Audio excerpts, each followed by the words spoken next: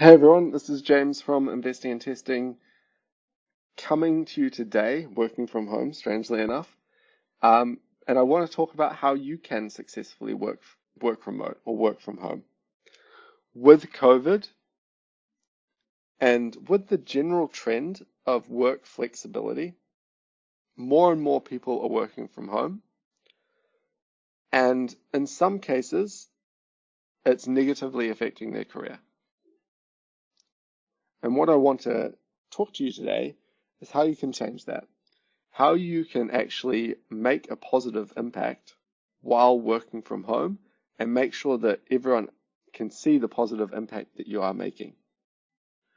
And especially as we move um, into a time where working from home is going to be more prevalent, how you can even leverage the fact that you have the ability, that you're good at this to improve your career chances, to mean that you're going to get career growth. So let's jump into it. So this is essentially what a lot of people imagine when they are working from home. It means more time spent with family. It means more time watching TV, more time making lunch, more time to do errands. And that's essentially the first problem. When you start working from home with that as like your intent, that's when that's going to be seen by your boss.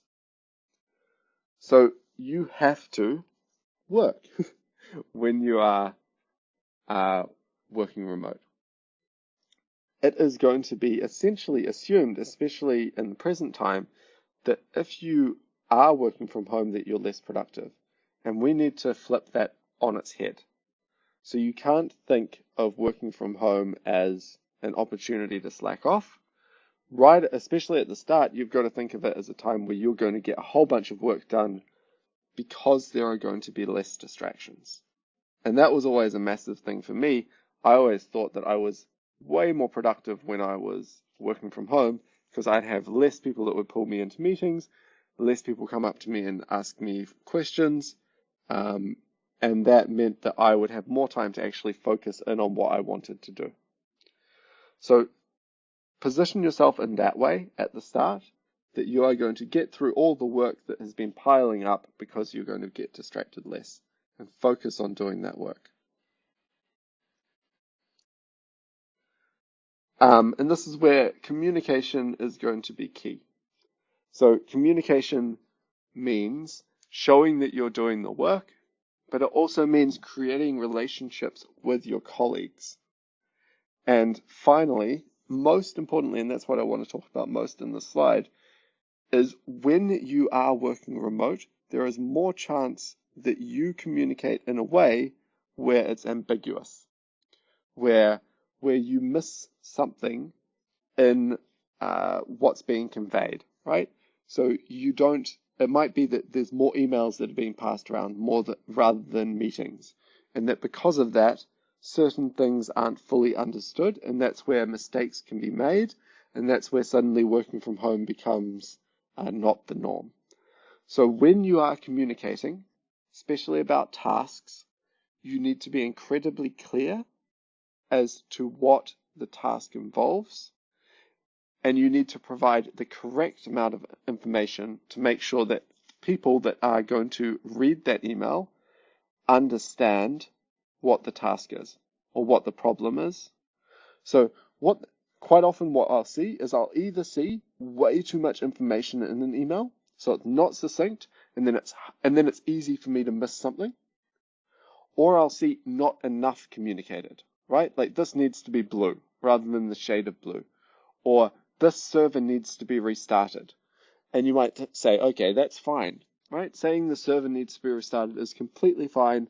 The person that I'm talking to knows what the server is, knows the server name, or whatever.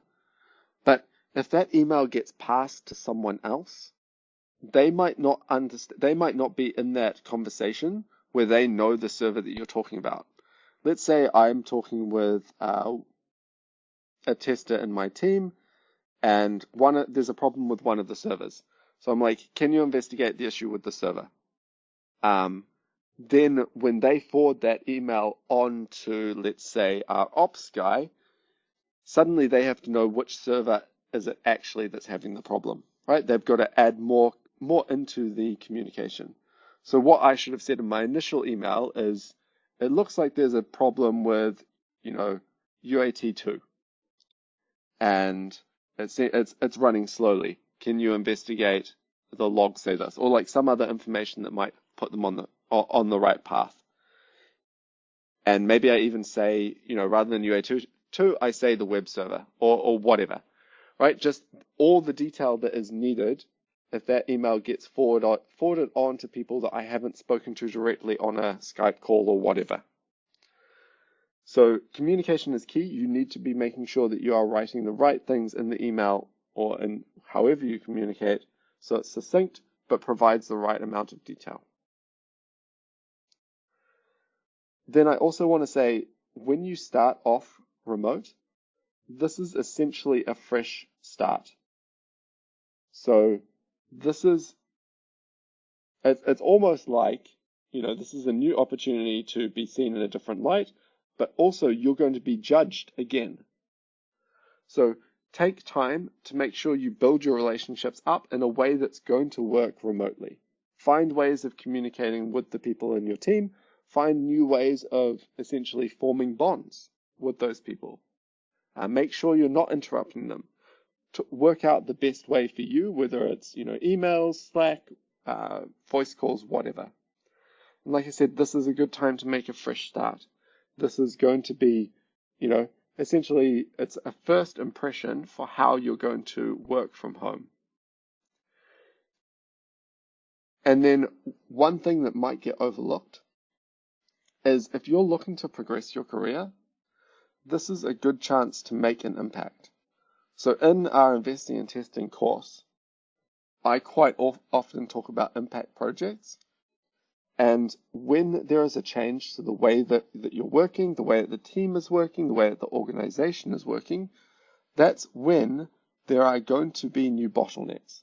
There are going to be new places that you can improve the way that you work or the way that the team functions. And so this is a good time to look at, how could you improve the way that things are working? And therefore, what can you do that's going to make an impact and improve the way that the company works, or you work, or the team? And that's going to be seen by your manager and lead to career growth. Right? So this is actually a really good time for you to start thinking about that. And I've got this the wrong way around, but talking about a fresh start, this is where you do need to start strong. A lot of people, like I said at the start, when they go into a working from home environment, suddenly they're taking more breaks, right? They are spending more time with their family. And that's something that you can do. But right at the start, realize that you're being judged, and that if you do that, there is a good chance that it's going to be a negative on you. You need to make sure that you're available essentially the usual times that you would be working.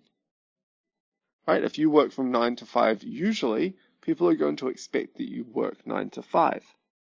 Otherwise, they're going to be like, well, now they're not working. And it's going to become a question mark. So start strong. Make sure that you're the person that's always available, so that they can see this person is taking this seriously. Then you can start to transition to making an agenda and making it known when you're going to be working. Right? You might want to start earlier because you don't have the usual commute. So instead, you can essentially put it in your calendar when you're going to be working, when you're going to be doing certain things. Let's say you are going to be taking a break from 1 till 2.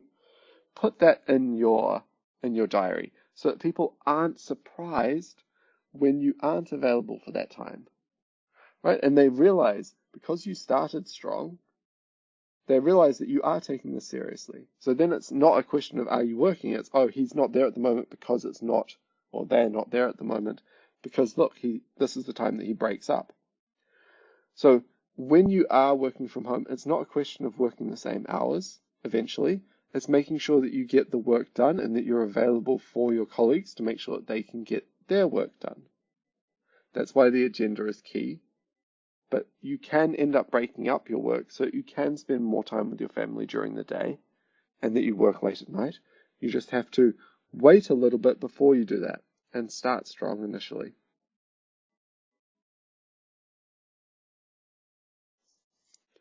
And then also important is when we're talking about communication, a lot of that is going to be meetings, over Zoom, over Skype, whatever. And then when you get the chance to do those type of meetings, make sure that you're using video. Make sure you get a webcam and make sure you have a professional background. Make sure there's not a whole bunch of clutter in your home. Make sure you are looking professional, because this is a time that you will get noticed, right? Your boss might not have as much time where they see you, where they are face to face with you anymore once you're working from home, obviously. So this is a chance where they are going to look at what's happening in your day-to-day life. You're going to get noticed. And so you need to look professional so that, that professional vibe comes across. And make sure that you're paying attention. Don't be the person that, turns up to a meeting and then isn't actually paying attention during the meeting, because it's far more obvious if there's few people with webcams up and you're just not watching at all. So make sure you are paying attention, and this will help you stand out in a positive way, because I guarantee not everyone will have a webcam running at the time. So this is a good, again, positive step for your career, way to get noticed by your boss, way to improve your career growth. And then, following along with this, you need to stay visible. As you transition to working from home, a lot of what you do is going to not be fully understood by your boss, right? There's going to be less opportunities for you to talk to them about what you're doing. So make sure you keep your one-on-one schedule, that you are talking to them about what you've accomplished, what's on your plate, and what's blocking you. And make sure you're talking about that. Don't massively brag about it all the time, but make sure that people understand what you're doing. Otherwise, again, it's going to come a question of what actually is this person doing? Are they working from home, or are they, I think this is a New Zealand phrase, like taking the piss, where they're not actually doing their work. So make sure that you are proving to people and showing them that you are doing the work. Otherwise, it's out of sight, out of mind, right? There is a good chance that you will, even if you are just doing the basics and people realize that you are doing the basics, so you're doing your testing or whatever, if you're not talking to people about it, it's sort of like they forget your accomplishments. I think this is a big reason why people don't get promoted in general, is because they think, okay, if I put my head down and I do the work, then that's good. They'll eventually see that I'm doing the work. And sometimes you have to prove it. Sometimes you have to show it and show growth. And that's what this is all about. And then I want to say, going to work or going to the office is still important. You cannot build relationships up in the way that you really want to without going back to the office. There's just that one-on-one FaceTime, that opportunity to be pulled into meetings, that opportunity to be involved in conversations in the corridor that you just won't get unless you occasionally go into work. Now, I realize that might not be possible in the current environment, but when you can, let's say you're working from home, maybe one day a week, go into the office. And during that time, make sure you schedule all of your usual meetings, right? Make sure you schedule your one-on-one. Make sure you schedule a whole bunch of meetings with your team, so that if there's any chance, so that you can get seen, and two, that there's less chance of ambiguity in that communication. Maybe bring in cupcakes or something that you've made from home to, again, make an impact and show that you're still visible and part of the team, and create that bonding process. Because if you're just working from home and you're not doing a good job on communication, you're going to get forgotten, and you're going to get passed over for promotions, you're going to get passed over for pay rises, and you're just not going to be seen as that integral member of the team that you are. So this is your opportunity, one day a week, even one day a fortnight, every 2 weeks for Americans that might not know what a fortnight is. So if you follow these steps that I've outlined, when you work from home, you can be as successful as anyone else working from home, if not more so, and you are more likely to be trusted to work from home. And you can pass these tips on to your colleagues and make an impact in the way that everyone else works from home. So this is essentially the end of the video. We've got more tips coming out on this channel, so subscribe. And if you want to learn more, if you really want to grow your career, then we've got our course at investingandtesting.com. You can jump on, learn a whole bunch more about progressing your career, getting those jobs, interviewing, everything, and even getting pay rises so that you can have the successful career that you want. So if you're looking to learn more, investingandtesting.com. I've been James Farrier from Investing and Testing. Thanks, everyone.